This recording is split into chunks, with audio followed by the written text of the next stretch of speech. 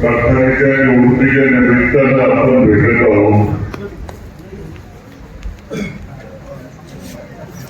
खरं म्हणजे मला वाटलं होतं कारखान्याची निवडणूक होईल, पण तो झाला नाही. 40-50 वर्षापूर्वीचा काळ मला आठवतो. जुन्या नाट्य लोकांना बरोबर घेऊन आपण हा कारखाना उभा केला. त्यामध्ये बच्चू पाटील असतील, कृष्णात कोंडलेकर असतील, कोल्हापूर असतील, अनेक नाव आहेत. ही सगळी जुनी त्यांची शहाणी मंडळी बरोबर होती. तेव्हा सरकार नव्हते, रस्ते नव्हते, बैलगाडी आणि फेब्रुवारीची वाढली बैलगाडी. गेल्या 40 वर्षामध्ये फक्त एक निवडणूक खूप मोठी झाली, पण त्याच्यानंतर अनेक निवडणुका आहेत बिलवर झाल्या. आज 20 लाख रुपये भरावा लागले, आणखी 40 लाख भरावा लागते. तो बांधला आहे. पण या निमित्तानं हा मेळावा, शेतकरी मेळावा होतोय. आज कारखाना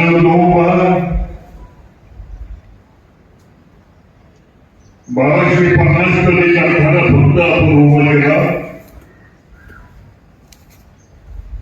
आता तो 5000 टन शंकरावरी केला. आपण वीज करतो. हो जनरेशन आपण इथेनॉल तयार करतो. डिस्टरी मोठी केली, कारखान्याची क्षमता वाढवली.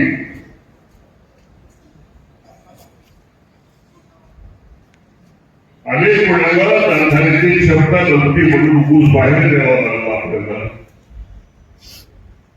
15-16 कोटी रुपये खर्चले, आम्ही इब्राहिम नाही, विक्री केली, काही माहीत नाही. पण आपण कारखान्याने शेतकऱ्याचं पेमेंट केलं, पण त्यांनी कारखान्याचं पेमेंट केलं नाही. या सगळ्या अडचणीवर मात करण्यासाठी शेतकऱ्यांना जरी करता घेतलं तरी कारखाना नव्हता केला. आता एक टिपू वाढण्याची गरज नाही आपल्याला. पण मला एक धोका वाटतो की आपल्या क्षेत्रामध्ये काही बॉलिवूड मंडळी ऊस बाहेर घेऊन राहिले. किती वाईट गोष्ट आहे.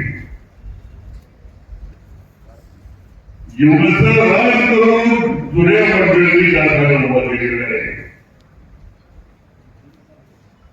सभासदांनी गिरून पडून पिटून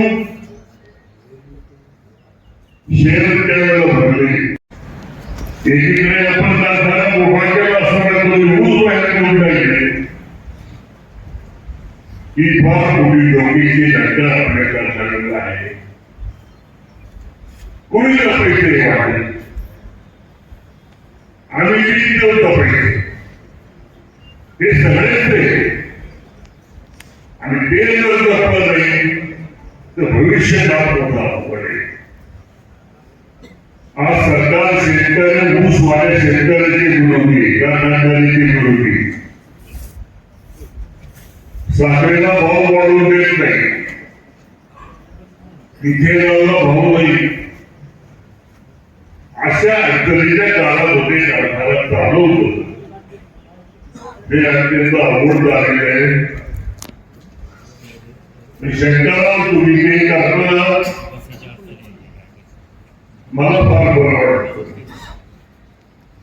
हे भाषण सांभाळण्याचं कुठेतरी आहे. हे बरंच सवाल आहे. तुम्ही केली, इथेनॉल तुम्ही केलं, डिस्टरी मोठी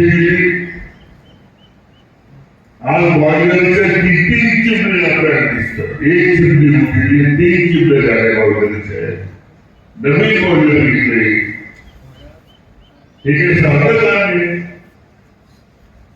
जेव्हाचं रान करून त्यासाठी आपण जगतो आणि अशा वेळेला हे जे काही मुलं इथे जाते बरोबर किती वर्ष व्हायचे पण ठेवत पुस्तक भाऊ उद्या त्यांना व्हायचे पण ठेवलं दाखवायचं. आज त्यांचीच पोहं दाखवू उघडून द्यायला वाटतंय. इतकं पुढं तरी आत्मपरीक्षण आपण सगळ्यांनी केलं पाहिजे. कोणाच्या कमी नाती लागू जर तुम्ही हा खेळ वाढला हा खेळ परवडणारा खेळ नाही आणि म्हणून यापासून सर्वसाधारण सावध पाहिजे.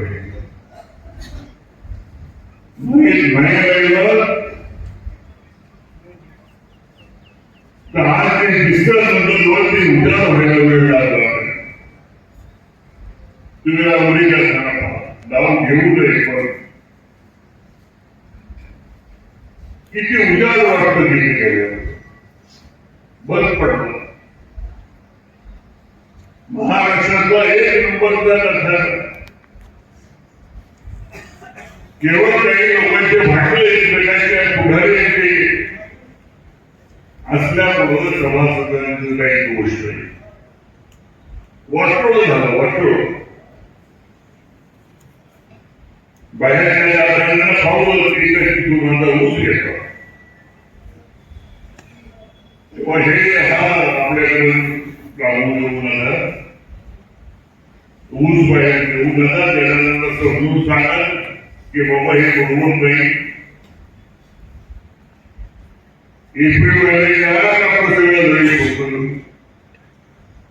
आणखी काय पाहिजे. आणि तू विचारायला बघितलं जुने माणसं गेली सगळी शहाणी सुटी माणसं गेली. आज अनेक नवीन सभासद झालेले. 5,000 रुपये शेअरची किंमत याकडे आहे पण त्याची मार्केट व्हॅल्यू 13,000 रुपये झाली. मार्केट व्हॅल्यू याचा अर्थ आम्हाला सबसिडी आहे. 13,000 रुपये किंमत होणार एका शेअरची मार्केटमध्ये ही गोष्ट नाही. तो हे सगळ्या गोष्टी तुम्ही पहा. नवीन सभासदांनी पाहिलं पाहिजे. अनेक जण बाहेर आले जनता विधानसभेमध्ये पराभव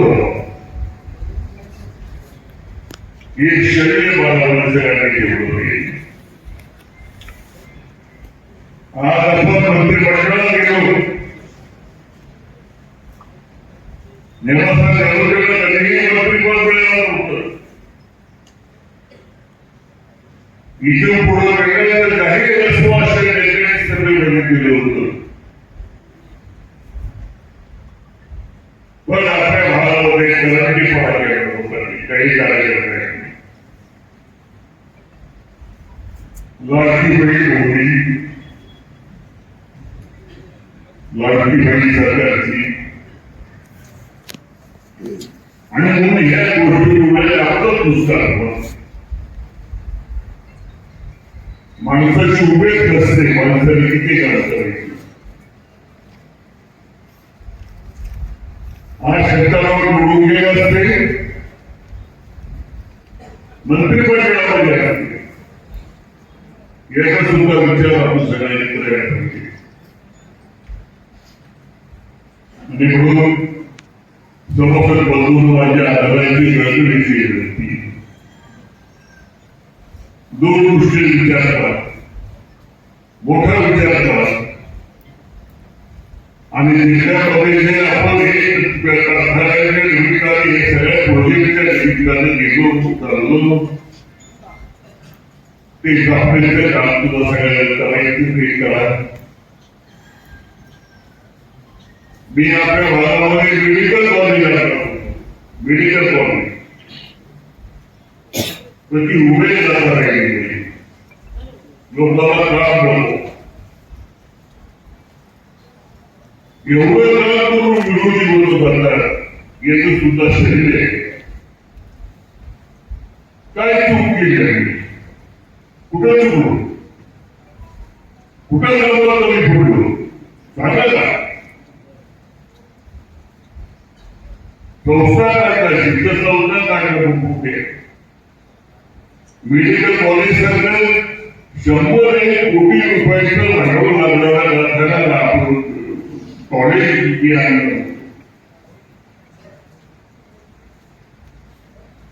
म्हणजे किती उभे करतात. दुसरा कोणाचा होणार सभासदात लोकांचं जनतेचं आणि म्हणून या पुढच्या काळामध्ये करा एवढीच पहिल्या गर्दी करण्याची विनंती आणि हे नंतर दम खाऊन 1200चा कारखाना 5000 टनी केला, 7000 टनी केला आणि आज आपल्या कारखान्याची क्षमता आपली 9000 टन एका दिवसाला गाळप करण्याची आहे. त्यामुळे तुम्ही कितीही ऊस लावा, आता 12 किंवा फार तर 13 महिन्यात मार्च एंड पर्यंत तुमचा ऊस गाळपास नेण्यात येईल अशी क्षमता आपल्या कारखान्याची करून ठेवलेली आहे. त्याच्यामुळे मी आज खात्रीने तुम्हाला सांगतो की 13 महिन्याच्या पुढे तुम्हाला ऊस एक दिवस जरी गेला तरी मला फोनवर जा विचारायचा. परंतु विनाकारणच सांगायचं की ऊसच उशिरा जातात, थोडक्यात होतात. आता तसं काही राहिलेलं नाही. आपली कारखान्याची क्षमता 9000 टनापर्यंत आपली गेलेली आहे आणि येणाऱ्या काळामध्ये आपण 2 वर्ष ऊस तोडणी कर्मचाऱ्यांच्या या सगळ्या बँकेच्या कर्जामुळे अनेक अडचणी झाल्या. मागच्या वर्षी तुम्ही बघितलं 11, 12 आणि फार थोड्या शेतकऱ्यांचे 13 महिन्यामध्ये ऊस गेले. या वर्षी त्यात अजून सुधारणा ऊस तोडणी कर्मचाऱ्यांच्या भरतीमध्ये होऊन आता तुमच्या ऊसाच्या तुरीची अडचण अजिबात राहणार नाही. या दोनच गोष्टी आम्हाला सांभाळायच्या आहेत. कारखान्याची कार्यक्षमता व्यवस्थित चालवायची आणि ऊस तोडणी कर्मचारी ज्याच्यात प्रचंड स्पर्धा आहे तो एक वेगळाच विषय आहे. तुम्हाला आठवत असेल 25-30 वर्षापूर्वी ऊस तोडणी कर्मचारी दबून असायचा. शेतकरी सुद्धा रवाब करायचा, वाड्याच्या बाबतीत करायचा, काही अपशब्द बोलायचा. तो आज ऊस तोडणी कर्मचाऱ्यांच्या हातामध्ये सगळी यंत्रणा आलेली आहे. म्हणजे आपल्याच कारखान्याच्या बाबतीत सगळीकडेच ते झालेलं आहे. आपल्याकडे एक प्रकारची शिस्त ऊस तोडणी बाबतीत होती ती आता थोडीशी विस्कळीत झाली असेल, परंतु स्पर्धा जितकी झालेली असल्यामुळे त्याच्यामध्ये आपल्याला जेवढी सुधारणा करता येईल तेवढी आपण करू. ऊस उत्पादक शेतकऱ्यांना चांगला न्याय द्यायचा प्रयत्न करू आणि म्हणून ही निवडणूक कार्यकर्त्यांनी आता हातात घ्यावी. आधी काही बोलणार नाही, साहेबांना बोलायचं, आपणही साहेबांना ऐकायला आला. कारखान्याची निवडणूक शेतकऱ्यांनी हातात घ्या. वैयक्तिक जे उमेदवार आहेत त्यांचे घरचे तिथे आलेले आहेत, त्यांनी पुष्कळ प्रयत्न केले की उमेदवारी अर्ज मागं घ्या म्हणून. मी त्यांच्याविषयी काही बोलणार नाही. त्यांचे जे नेते आहेत त्यांना मला एक सांगायचंय की हा तालुका कितीही जरी हायवेवरती चाललेला असला तरी सुद्धा या तालुक्यामध्ये विचार करणारे अनेक कार्यकर्ते आहेत, तरुण आहेत. ते इतके हुशार आहेत की त्या उद्योगपतीची ते वाट बघताय की तुम्ही कधी फिरता आणि कधी निवडणुकीला सामोरे जाता. पण ते का बरं वाट पाहताय याचा आत्मपरीक्षण तुम्ही जरा करा. कधीतरी सांगेल तुम्हाला भेटल्यानंतर. तेव्हा ही कारखान्याची निवडणूक तुम्ही लादलेली आहे. कार्यकर्त्यांनी ही निवडणूक हातात घेऊन मतदान करून आणावं.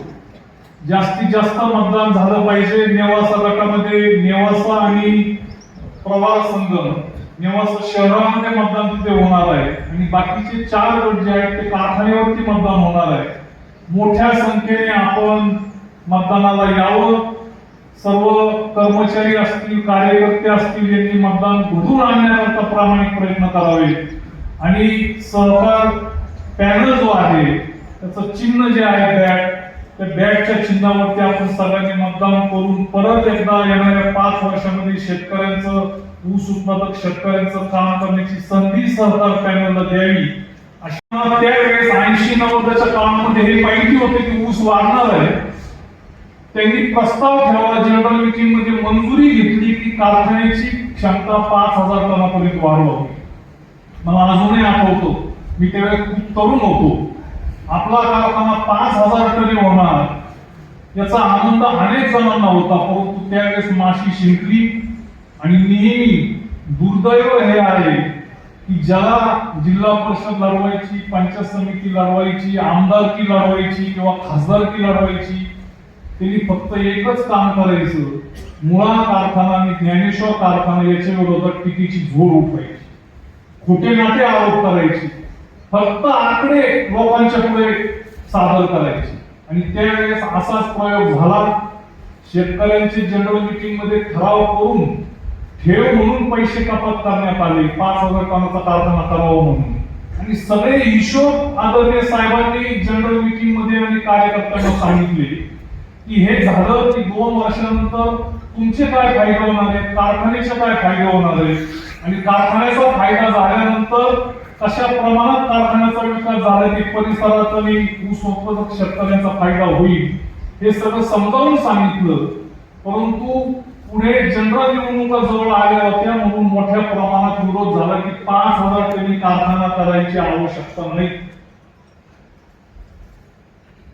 तेवढा ऊसच उपलब्ध होणार नाही, असे खोटे आकडे सांगितले गेले. आणि खोटे आकडे मला वाटतं त्यावेळेस अनेक शेतकऱ्यांना देखील पटले. माणूस कधी कधी भूलतो, त्यावेळेस शेतकरी भूलले. सगळ्यांनी परत नाराजी दाखवली, साहेबांना सांगितलं की नाही आता 5000 टनी कारखाना करू नका, आमचे ठेवीचे पैसे कापलेले परत द्या. त्यावेळेस कापलेले पैसे परत साहेबांनी शेतकऱ्यांना दिले. आणि त्यानंतर त्याचा दुष्परिणाम काय झाला, आपले 48 सीझन आतापर्यंत झालेले आहेत. 48 सीझन पैकी 33 सीझन मध्ये आपल्याला अतिरिक्त ऊसाला सामोरे जावं लागलं. म्हणजे जे म्हणत होते ऊस वाढणारच नाही, 5000 टना इतका ऊस उपलब्धच होणार नाही, 33 सीझन मध्ये 25 लाख टन ऊस आपल्याला पोट्याने, म्हणजे पोट्याने म्हणण्यापेक्षा तुम्हाला जो भाव दिला त्या भावातच तो बाकीच्या कारखान्यांना द्यावा लागला. त्यांच्याकडनं अजून 17-18 कोटी रुपये येणं बाकी आहे. 17-18 कोटी रुपये आपले कारखान्याचे जो ऊस बाहेर दिला त्याचं येणं बाकी आहे. आणि तुमच्याकडे तक्रारी होत्याच, परत बोलायला मोकळे झाले विरोधक की ऊसाच्या फडक्या करायला लागले, कारखान्याची क्षमता आम्हाला वाढवत नाही.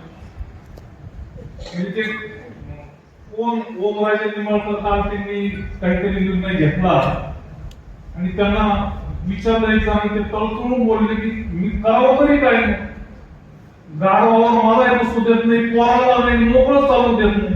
तसं कारखान्याची क्षमताही वाढवायची नाही आणि क्षमता न वाढवता ऊस वेळेवरती न्यायचे. कोण कारखाना अशा पद्धतीने चालू शकेल? न घेतल्यामुळे ही सगळी साखर कारखानदारी अडचणीत आली आहे. आताही साखरेचे भाव शासनाने वाढवले नाही आणि इथेनॉलचे दर वाढवले नाही, तर सगळे कारखाने फक्त 40-50% कार्यक्षमतेने चालतात. जे 120-130 दिवस कारखाने चालायचे ते कसे तरी 90 दिवस 100 दिवस कारखाने चालतात. मला आठवतं मुळा कारखान्याचा मी ज्यावेळेस सुरुवातीला चेअरमन झालो होतो, जून पर्यंत आपला कारखाना अनेक वर्ष चालवावा लागायचा. जून पर्यंत तरी देखील ऊस संपत नव्हता, कॅरीओव्हर व्हायचा. आणि याच्यावरतीच आदरणीय गडाख साहेबांनी आता मागचं जात नाही, परंतु सांगितलं देखील पाहिजे की सुरुवातीला कारखाना ज्यावेळेस सुरू झाला त्यावेळेस फक्त 4-5 हजार शेतकरी शेती करायचे, ऊस करायचे. कुठेतरी 5-6 हजार हेक्टर ऊस त्यावेळेस असायचा. 1,00,000, 1,50,000, 2 लाख टन क्रशिंग व्हायचं. नंतरच्या काळामध्ये पवार महाराजांनी सांगितलं की अनेक जुने शेतकरी आहेत, बॅकवॉटरचे आहेत, सगळ्या तालुक्यातले आहेत, कारखाना असेल, जिल्हा बँक असेल, यांच्या माध्यमातून पाईपलाईनचे प्रकरण करून मोठ्या प्रमाणामध्ये शेतकऱ्यांना ऊस उत्पादन घेण्याकरता कसं उभं करता येईल याकरता आदरणीय गडाख साहेब, कैलासवासी मारुतरावजी बोले पटेल यांनी जिल्ह्यातल्या अनेक नेत्यांनी प्रयत्न केले. त्याचा फार मोठा फायदा हा शेतकऱ्यांना नक्कीच झालेला आहे. एवढंच नाही, कारखान्याने 60-70 कोटी रुपयाचं खत शेतकऱ्यांना उपलब्ध करून दिलेलं आहे. हे कारखान्याचं काम नाही, परंतु तरी देखील कारखान्याने कमी व्याजदराने बँकेकडून कर्ज घेऊन हे तुम्हाला खत दिलं. अनेक बॅकवॉटरचे शेतकरी आहेत, त्यांच्या सोसायट्या थकलेल्या होत्या, पाईपलाईन थकलेल्या होत्या, त्यांना या योजनेचा फायदा झाला. 2-3 वर्षामध्ये त्यांनी हे खत घेऊन ऊस पिकाच्या माध्यमातून खताचे पैसे भरले, सोसायट्याही भरल्या आणि पाईपलाईनचं कर्ज देखील फेडलं. अशा पद्धतीने ऊस कसा वाढेल अनेक योजना केल्या, बंधारे केले, जुने बंधारे होते ते उकरले. महाराष्ट्र शासनामध्ये आमदार म्हणून गेल्यानंतर जे सबस्टेशन होते 15, 20, 25 त्यांची क्षमता वाढवली, नवीन 5-6 सबस्टेशन केले, हजार डिप्या 4च वर्षात बसवल्या.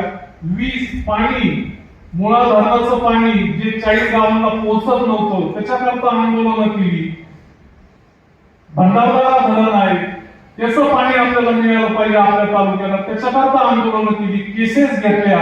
हे सगळं काम झाल्यामुळे आज 30,000 हेक्टरवरती आपल्या तालुक्यामध्ये ऊस उपलब्ध होतो. त्याच्यामध्ये 20% वाढ झाली. आपण अतिशय कमी खर्चामध्ये हा प्रकल्प उभा केला.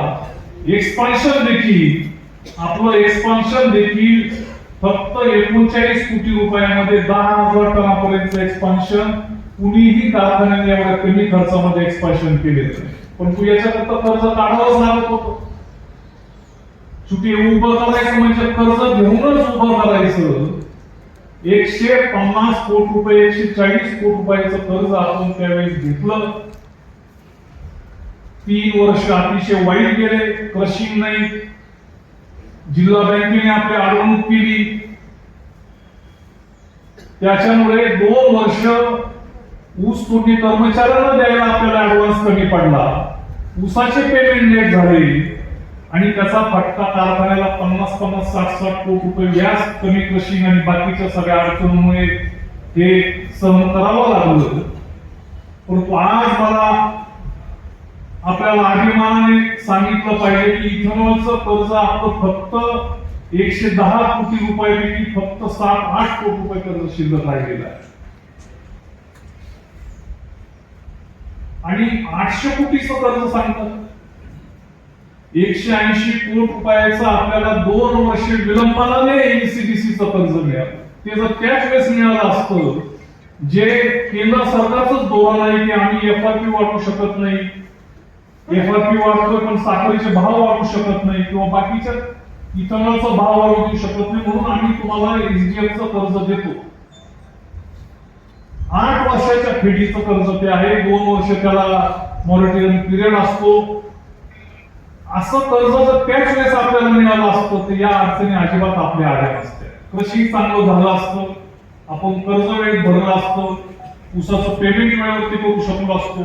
ठीक आहे, आता त्या अडचणी आपल्या गेल्यात. 800-150 कोटी कर्ज अजिबात नाही. आपला कारखाना कर्ज जरूर आहे, परंतु आपल्यापेक्षा बाकीच्या कारखान्यांचं कर्ज जास्त आहे. आणि ही परिस्थिती सहकारी साखर कारखानदारीवरती का बरं आलेली आहे तर त्याला शासन जबाबदार आहे. एक तर जिथे ऊस नाही अशा ठिकाणी कारखान्याला परवानगी द्यायची आणि नंतर तो कारखाना तर बंद पडला, परंतु त्यांनी शेजारचा जो कारखाना ऊस व्यवस्थित गाळत होता त्यालाही अडचणीत आणलं. आणि जिकडे तिकडे कारखाने झाले, ऊसाची पळवापळी सुरू झाली. त्याच्यामध्ये परत हे एफआरपीचे भाव तुम्ही वाढवता, ते वाढवले पाहिजे, परंतु साखरेचे भाव 10 वर्षापूर्वी जे 31 रुपये होते ते तेवढेच 31 रुपये ठेवलेले आहेत. जर 40 लाख रुपये आपले वाचले असते तर टँक आपला निदान 20-25 दिवस क्षमताचा टँक आपल्याला लगेच करता आला.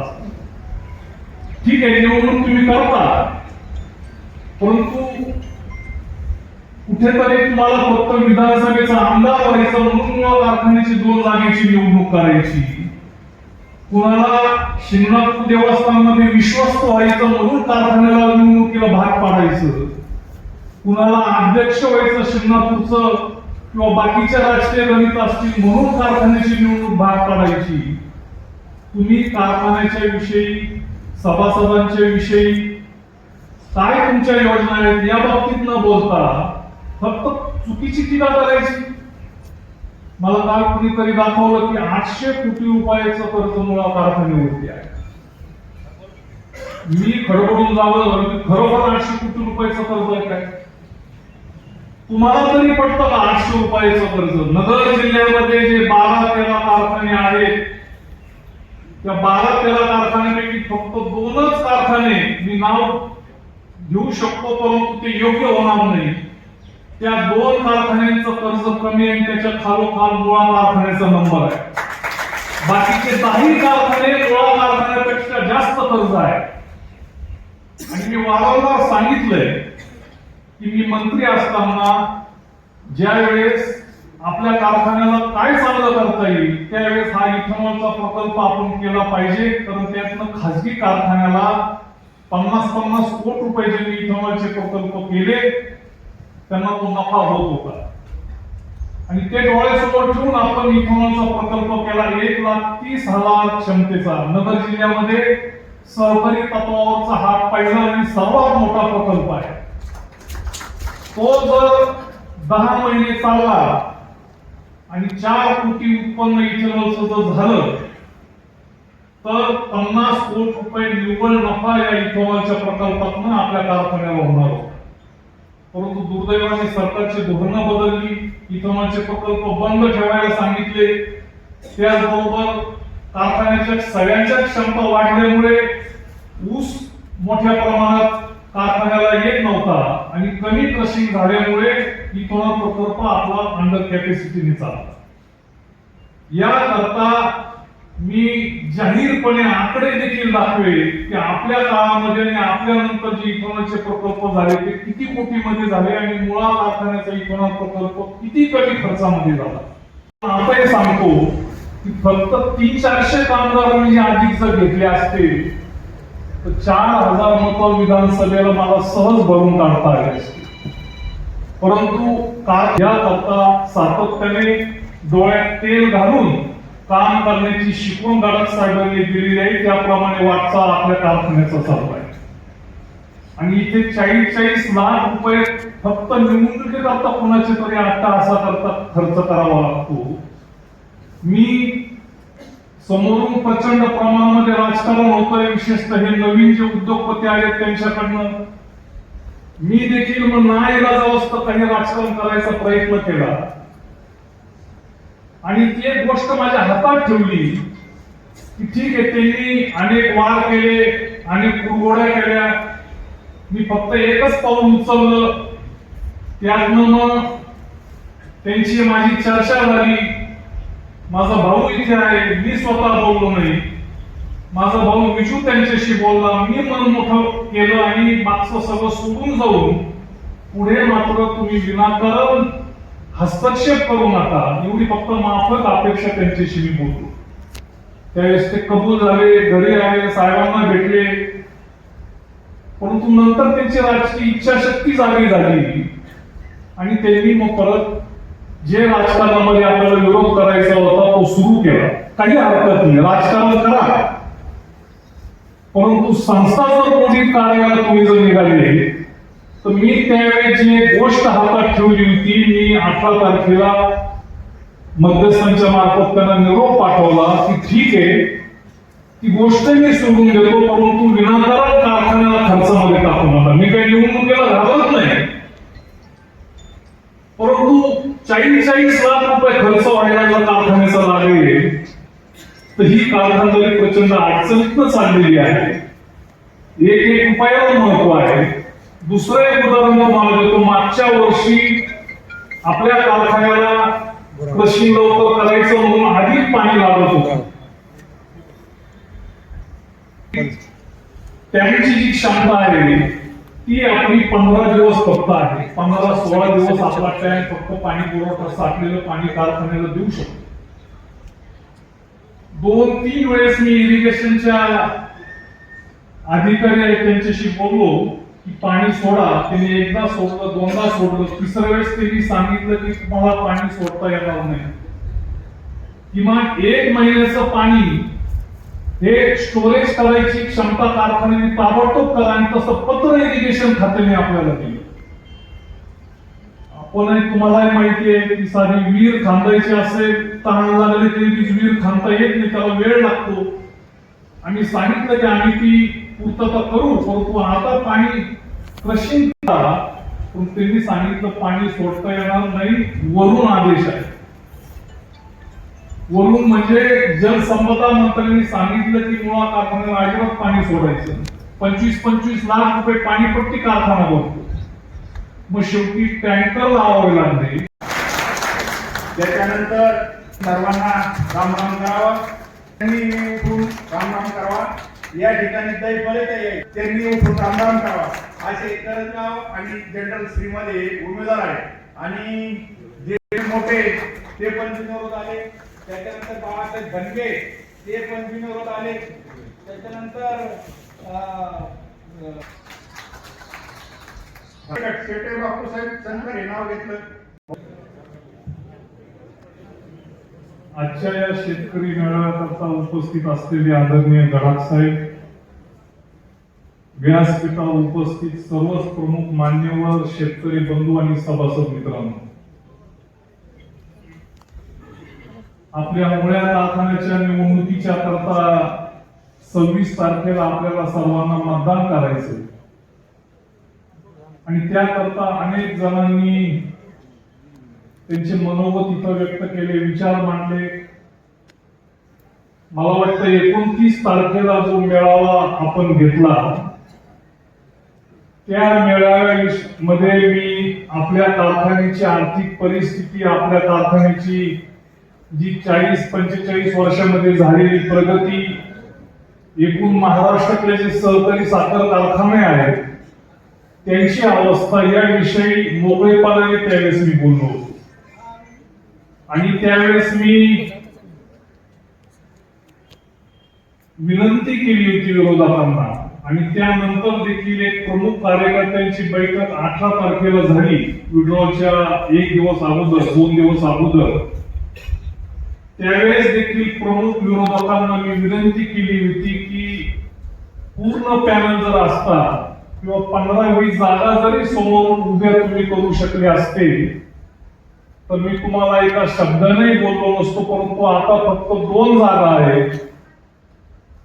तिसरी महिलेची उमेदवारी अर्ज भरला होता, काही कारणामुळे त्यांना त्या दिवसेबाईंनी देखील पाठीमुख शाखेकडे जमा केला, तो करावाच लागतो.